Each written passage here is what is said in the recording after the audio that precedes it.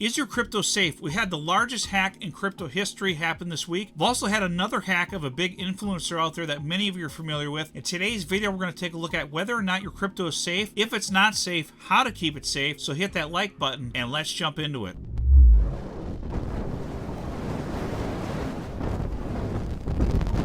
All right, today we're going to take a look at the hack that happened on Bybit exchange. It was the largest crypto hack in history, and also another influencer out there that you're all probably aware of, House of Crypto. One of his wallets was hacked, or several of his wallets, it sounds like, were hacked as well. We're going to dig into that a little bit here, kind of give you guys some information to try to look out for how to keep your crypto safe, because these hackers are really diligent and they're very intelligent, and they have a lot of technology out there that we don't even really understand yet how they're doing some of these things, but there are some things out there that can make you safer than what you're probably currently doing. So let's take a look at it here. So this article here by The Block, how the largest crypto exchange hack happened, what Ethereum security experts say about the Lazarus 1.5 billion Bybit hack. So $1.5 billion in the different Ethereum products were hacked from Bybit. This was from a multi-sig wallet. That's the scariest part. What a multi-sig wallet is, it's a wallet that needs signatures from multiple people in different locations in order to accept the transaction and allow it to go through. It's kind of like a multi-layered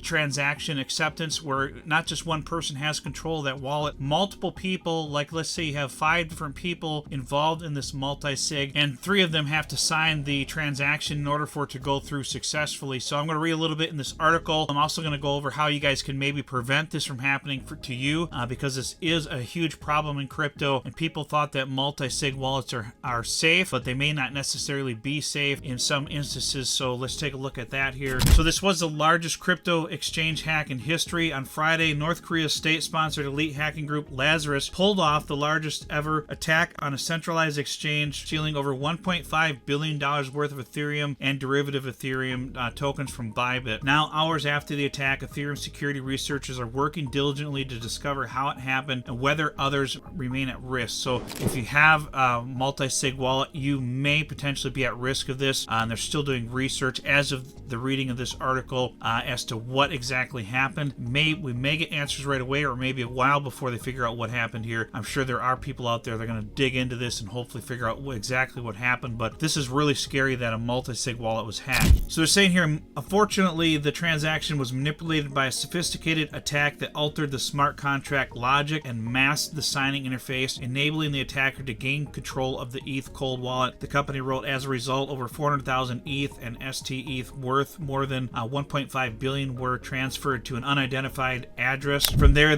what Lazarus often does is the hackers will split the funds up into multiple wallets and they'll send them to different dexes to swap the tokens, and they probably are very sophisticated, and this happened to House of Crypto, something similar to this, but not with a multi-sig wallet. Usually they'll send those funds to multiple wallets, and they try to confuse all the transactions and split them up and swap them and stuff like that, and send them to multiple wallets out there to kind of confuse and mask what happened with the funds so they can't be tracked as to where all the funds go. And they said that the exchange is investigating the root cause of the issue with particular attention given to the potential vulnerability in the Safe wallet. So Safe wallet was involved with this. They're a multi-sig wallet. It's a self-custodial multi-signature wallet that hundreds of other protocols and exchanges use to increase security by increasing the number of signers needed to approve transactions. So the other scary part about this is there's multiple exchanges out there using these multi-sig wallets, and a lot of investors out there like VCs and that use these multi-sig wallets as well. So if they're able to gain access to this, all bets are off really as far as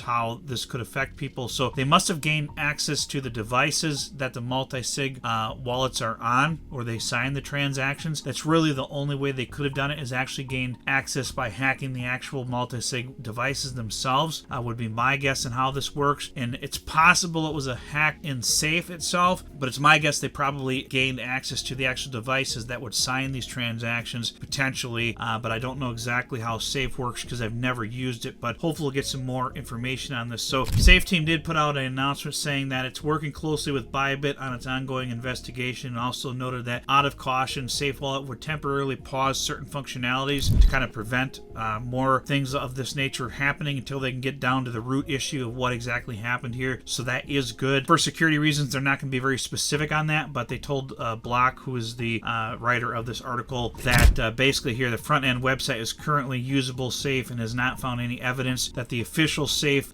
front end was compromised. So hopefully that is the case and it was not compromised. The protocol also showed a 503 error message indicating the server is down when trying to interact with it on the background.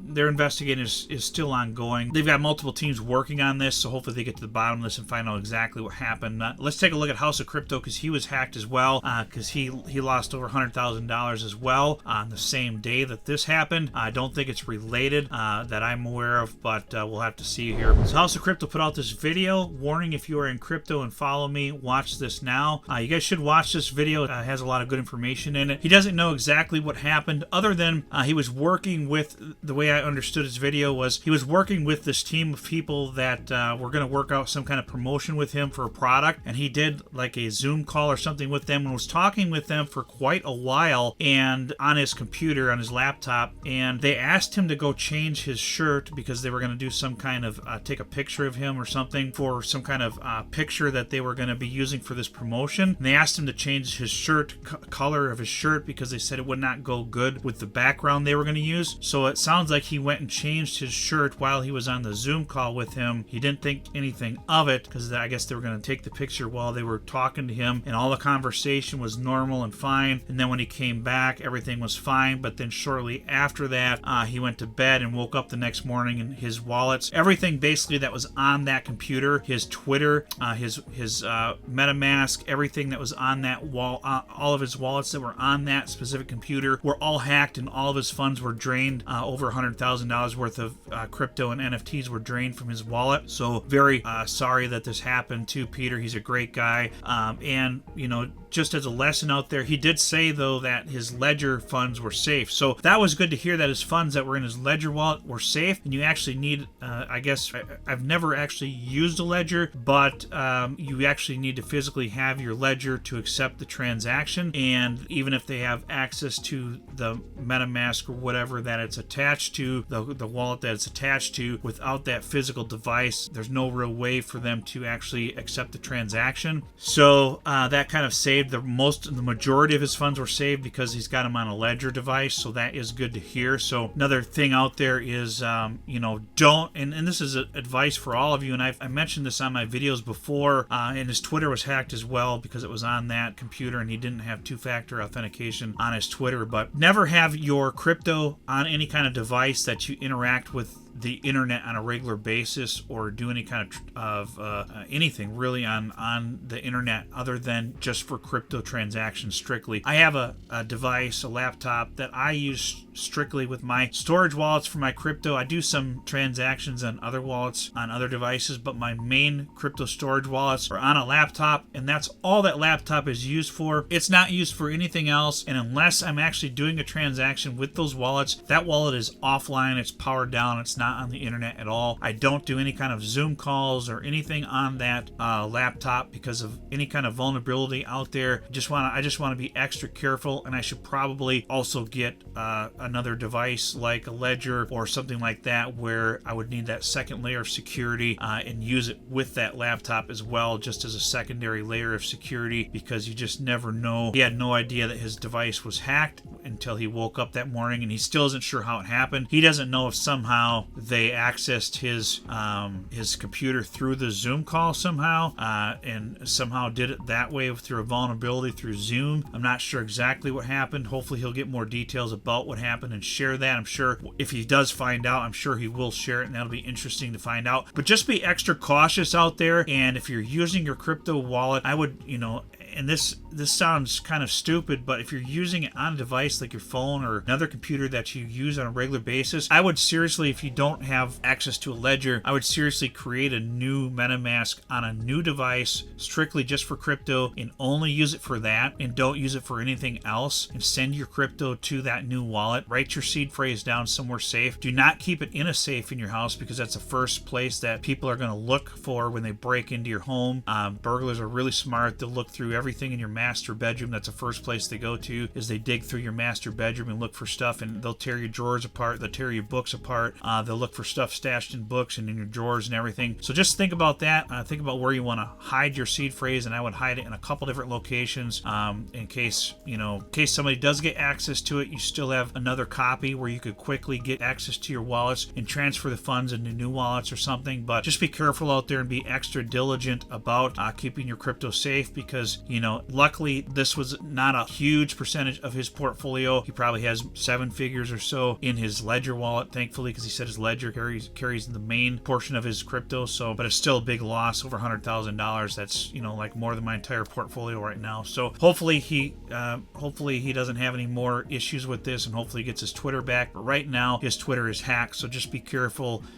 Don't click on any links or buy any tokens that are posted on his X page, just in case, because right now, as of this recording, his Twitter is still hacked. But hopefully by the time this video comes out, he'll have gained control of it and maybe figured out exactly what happened with his computer and that. But just goes to show you, he was actually having a video call with these people for a long time and had been working with them for, I guess, several weeks, it kind of sounds like, on getting up to this point where he had a Zoom meeting with them and had been working and verifying that they were people that he thought were legitimate on X. And there was a lot of trust that was put into this before he had this Zoom call with them, and he doesn't exactly know what happened. Just be extra careful out there and take extra precautions to keep your crypto safe. So recommend, like I said, a ledger or Tangent wallet or something like that, where you have to have another device in order to accept the transactions with your crypto, not just a MetaMask, because they must have figured out got access to his passwords or figured out what his passwords were to his MetaMask. If your MetaMask is on any device and that device gets hacked, all they have to do to gain access to your funds is get